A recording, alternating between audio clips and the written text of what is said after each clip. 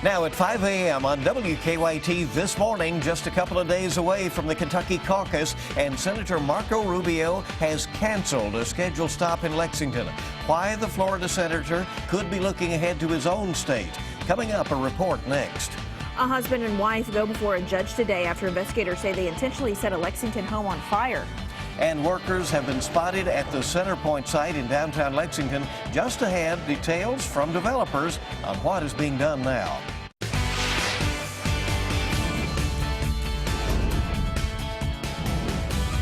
This is WKYT This Morning.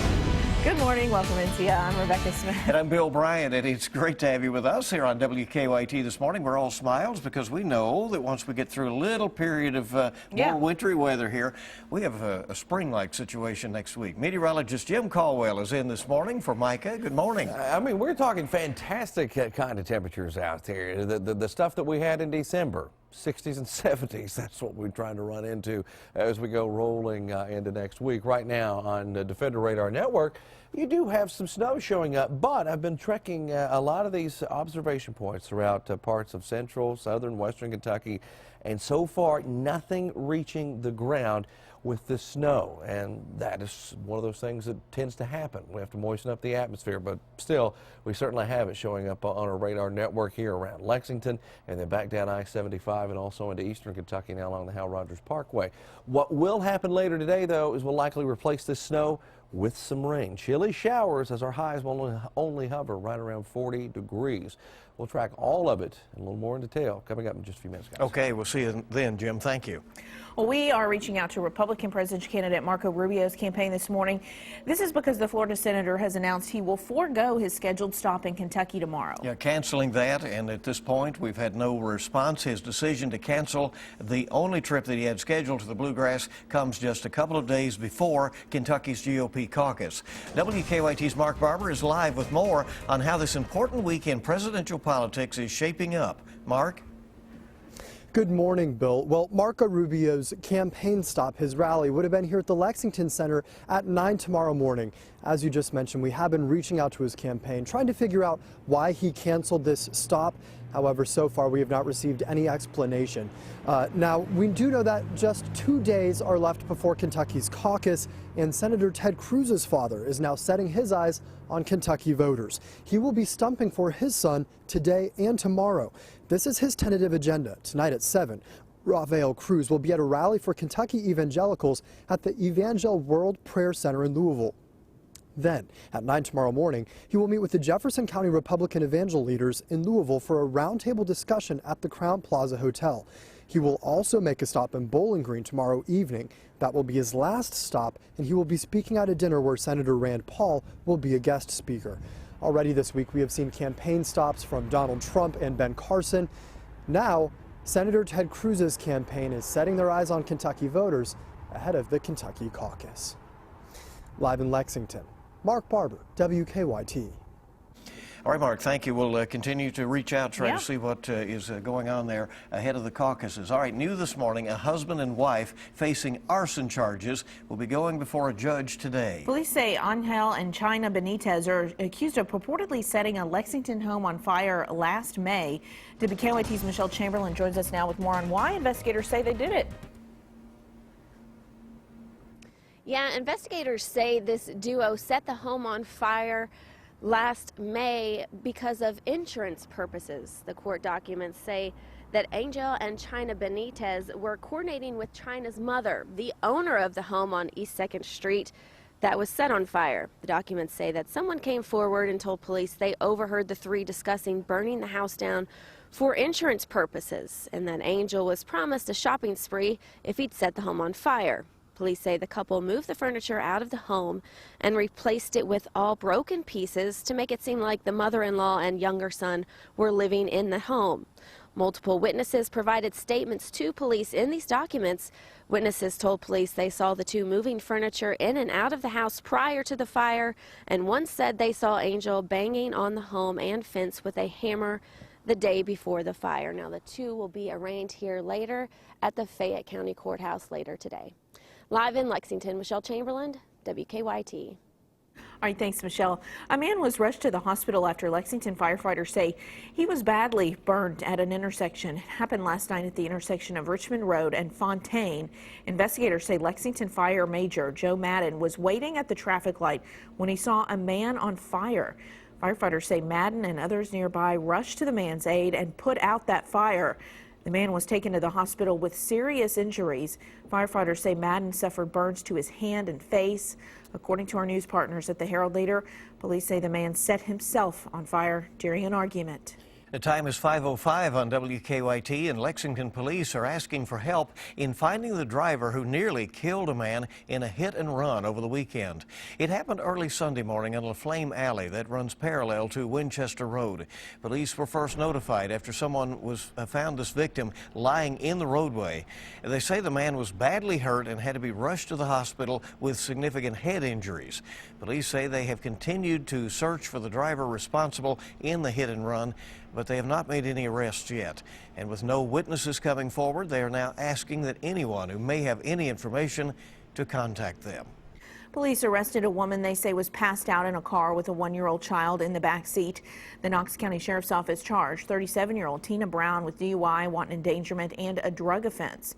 Deputies say they found Brown behind the steering wheel of a car that was parked outside a Dollar General store. They say social services took custody of the child. We now know more about the case against a man accused of killing someone at an Allen County nursing home. Scottsville police charged a man who legally changed his name to the Reverend with murder last week. Police say he killed a 71-year-old man at a nursing home where they both lived. Yesterday, a judge ordered the suspect to undergo a mental evaluation before his case can proceed. Police say the suspect stabbed the victim with an ink pen and then choked him to death with a lamp cord during an argument. Yesterday marked 4 years since tornadoes killed 24 people and devastated parts of eastern and southern Kentucky. One of the areas hit worse was in Morgan County. Most of downtown West Liberty was destroyed after tornadoes ripped through that small community. Now, 4 years later, the town's made a big comeback. Last night, community members gathered to honor the city's progress. While town life is getting back to normal, many folks there say March 2nd, 2012 will never be forgotten. We just see the devastation. It's really heartbreaking. Well, many of the buildings destroyed that day have since been recovered, including the courthouse. The mayor says the city also plans to install 2 new tornado sirens within the next few months. Well, the owner and developer of the Centerpoint project in downtown Lexington claims that work has now resumed there. When we got to the site yesterday afternoon, an excavator was digging rock out of a hole. In a statement, developer Dudley Webb said his company is moving ahead with the project and is working toward completing the underground parking garage. He also claims Lexington city officials did not support the project like they originally said they would. City officials had previously said they intended to fill the hole if work did not resume by March 30th. We will see where it goes from here. That's been quite a saga since 2008. Oh, yeah, I think people are used to it. Yeah, right. WKYT this morning just getting started. It's your Thursday. We can start to see the weekend on the way. Good to have you with us. What's a one-of-a-kind friendship? Just ahead, see how a 10-year-old boy has developed a special bond with an aquarium whale. And we're tracking a few flakes out there this morning on radar. At least a lot of it not reaching the ground just yet. That'll make a transition to rain and a cool day. I'll track all of it coming up. Now, your hour-by-hour forecast with meteorologist Jim Caldwell. Few flakes out there this morning. That's the big issue that you're going to run into. And it's not even really a big issue. It's just the main weather issue that we have during the morning hours. Let's get some of the headlines as we progress through the day today. A few flakes out there this morning with rain likely invading the area later today. And then we go beyond that and we start talking about some very warm air making its way into the area. And that goes into next week. Starts this weekend, but really next week when we start talking daytime highs back into the 70s. That will be fantastic for us.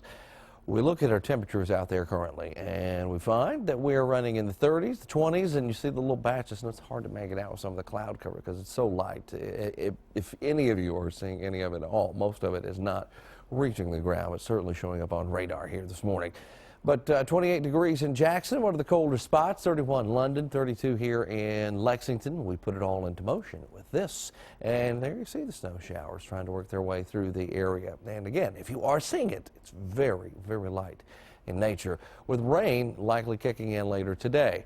Even here in Fayette County, starting to dry up, doing the same thing into Nicholasville. There you go back toward Woodford County, out into Anderson County too, and things are clearing up much better as far as radar is concerned. We go down along I-75 and toward the east along the Hal Rogers Parkway. Still picking up on at least the snow showers on radar, but that does not mean that we are getting into some of that activity. We broaden the view and you see the shower side of all of this. Even some downright heavy rain coming into the Memphis area, sweeping through Arkansas there and also into northern Mississippi, and that will be moving through Tennessee. The heavier stuff, at least in more organized concentration of the showers. Hour by hour forecast, we go rolling through the morning. There you see, trying his best to keep that snow alive through mid-morning, but once we advance into the afternoon and evening hours, you see that the moisture is completely gone.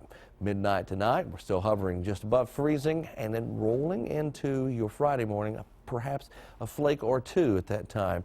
But generally, we start to get into better shape. We'll still have a few showers around possibly on Saturday as well, but temperatures start warming up here. Mid-40s there, go into Saturday, and it gets even better because we're around 50 degrees on Saturday with a very small shower chance. Sunday, 55, and then we go from 55 and we just say, you know what, we don't need the 60s. Let's go straight to the 70s because that's where a lot of us end up there on Monday. Monday, to me, now this is just me being a stingy, greedy kind of person, that's the one day I really want. I'm off that day. But the problem is the next day and the next day we start introducing that storm chance back to the area. Here's the thing to keep in mind for March, you two. Yeah. You can't get 70 degrees without paying some kind of price somewhere. Well, it's that kind of battle of the seasons right here, isn't it? It's a battle of the seasons, a traditional setup. Yeah. All right. Well, you know, get interesting. Enjoy the good times because they While come you along. can, that's right. Good. 5:15 on WKYT this morning. There's a 10-year-old boy who's developed a unique friendship with an animal at a Canadian aquarium. Lucas Nielsen visits the Vancouver Aquarium on a regular basis, and after a while, he says a whale named Chester began to recognize him. He also says Chester now follows him around the exhibit. Isn't that interesting? After noticing Lucas's bond with the whale, the aquarium arranged for him to feed Chester. He started following me from one underwater viewing gallery, like you saw earlier, to another. So you'd just be walking up and down, Yeah, and he'd follow you the whole way? Yes. How did that make you feel when you saw that? Special. Very cool. Lucas says after a few visits, Chester started spitting food at him and sticking out his tongue. The aquarium manager says she has no doubt Chester recognizes Lucas, calling it a special friendship. Even a smile there, it looked like. That's pretty cool. Or that, or he wanted something to eat. Oh, man, that's neat. Well, it is. It's a great relationship. And, you know, well, dolphins are supposedly very intelligent, so probably the whale the same. Boy and his friend. 5:16 on WKYT on your Thursday morning. We have a look at your money. Stay with us. New in-flight restrictions for e-cigarette users and a place where you can get rewarded for not answering your phone. I'm Marley Hall, and I'll have those stories and more coming up in your CBS Money Watch report. Good morning. Our time 5:19 on WKYT this morning. Good to have you along with us on your Thursday. The Pentagon wants hackers to try to breach the Defense Department's website. And Chick-fil-A is offering customers a challenge and a treat. Marley Hall has the latest on your money. The use of e-cigarettes is now banned on airplanes. The Transportation Department announced the ruling yesterday, saying it's designed to protect passengers from unwanted exposure to aerosol fumes. E-cigarette users can carry them onto planes, but are not allowed to charge their batteries during flight. A boost in energy stocks helped the markets make some small gains. The Dow finished up 34 points. The Nasdaq was almost 14 points higher. The Pentagon wants hackers to try to breach the Defense Department's website. As part of a program called Hack the Pentagon, officials are looking for high-tech specialists to help them find and fix cybersecurity vulnerabilities. The program starts next month, pending the legal authorization to have the DoD's websites hacked. Chick-fil-A is offering their customers a challenge and a treat. Stay off your phones while you eat and you'll get free ice cream. The promotion is available at more than 150 locally owned Chick-fil-A locations across the country. The company says the goal is to reduce distractions during mealtime. That's your Money Watch. For more, log on to cbsmoneywatch.com. In New York, I'm Marley Hall. Well, the Ferrara Candy Company, makers of movie theater favorites like Lemonheads, Red Hots, and Atomic Fireballs, is closing one of its candy-making plants. More than 120 people are losing their jobs in Winona, Minnesota. Ferrara is moving production in Winona to an existing plant in Illinois. The company said the newer equipment there will help increase productivity. Laid-off workers will be given severance and help in finding another job. Ferrara also has plants in Iowa, Tennessee, and in Mexico. I have some Red Hots on my desk in the newsroom. Yeah. Probably from that other plant, from Ferrara. Yeah, okay. Time this morning is 5:21 on WKYT. Good to have you along. Good to know you have Red Hots. That's just yes, the case, right? you have to have a snack sometimes. Sports is up next. Good morning, everybody. Coming up next, we've got basketball. The UK ladies getting ready for their SEC tournament debut against LSU. And John Calipari talking defense as his ball club also gets ready for the Bayou Bengals this weekend. Sports is next. Tracking a few flakes of snow out there on this Thursday morning. That's really, if you're seeing anything at all, that's what you're seeing, just a few flakes. As we've got a little piece of energy pushing through the area. Temperatures running in the upper 20s, low 30s over most locations as well. Anywhere you look out there. So we certainly have the chill hanging out with us. Closer look with our Defender Radar Network. It keeps that snow alive. Again, it's well above our heads. It's way up here, trying to get all the way down to the surface. And eventually it will in some spots. But the problem is, by that point, it looks like some rain will be filtering into the area. Chilly showers later today. That's weather. Now, here's a look at sports.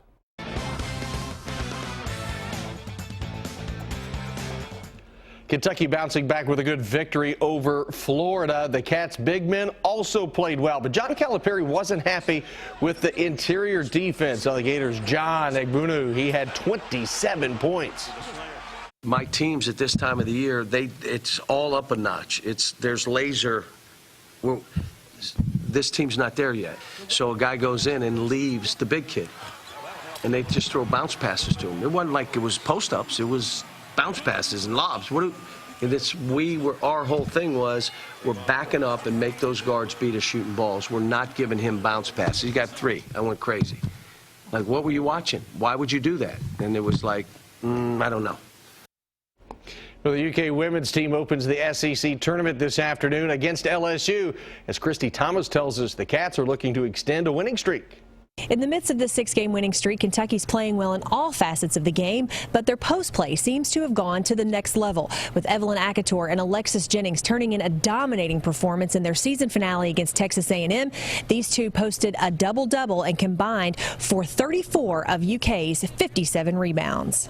People are running a lot of stuff at them. You know, 3 or 4 weeks ago, we just didn't have a lot of confidence, a lot of poise. And then our players have a strong desire to get better. And so I think that good instruction, hard work ethic, good attitude, rep after rep after rep has finally made a difference for them, and they're playing at a high level right now. It's our time, you know, that's been our motto from the summer. So I just feel like, you know, it's our time to just prove to people who maybe have doubted us, you know, that we've arrived, basically, you know, like we're on our way to, you know, do bigger and better things if we keep up the pace that we're on. And those post players will have the opportunity to show everyone that tournament time is their time as they open up play against LSU, a team they've already beaten once this season. Brian, back to you. Thank you very much, Christy. That's a look at sports. Have a great day.